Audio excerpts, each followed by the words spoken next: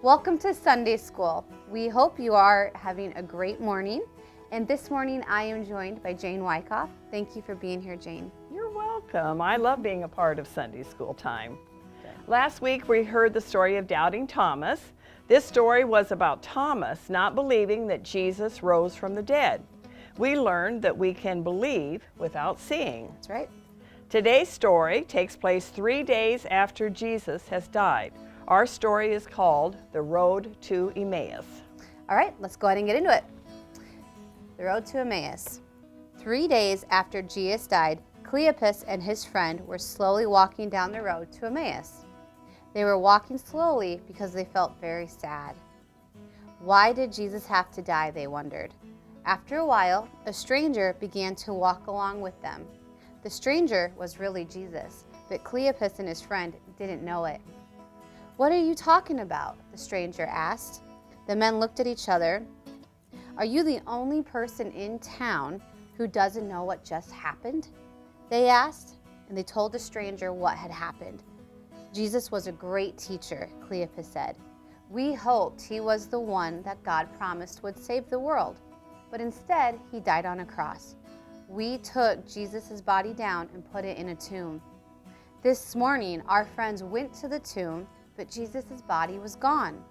They said there was an angel there instead, and the angel told our friends, 'Jesus is alive, but—'" "Stop being silly," the stranger said.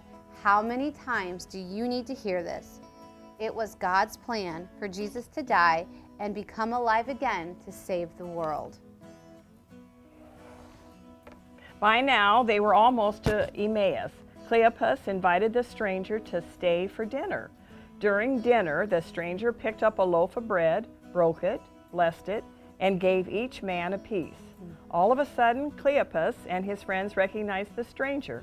It was Jesus. But then Jesus disappeared. Cleopas and his friends jumped up, ran from the room, and went to tell the rest of Jesus' disciples that Jesus really was alive. God kept another promise. Thank you for finishing that for us, Jane. Yeah. So when I read the story and when we get to teach this to kids, I kind of always ask them, do you think you would have recognized Jesus? You know, I may not have, no. No. I don't know if I would have either. I mean, you might have thought that he looked like him, but in your mind, you're absolutely certain that Jesus has died. So I don't think I would have recognized him either. Right.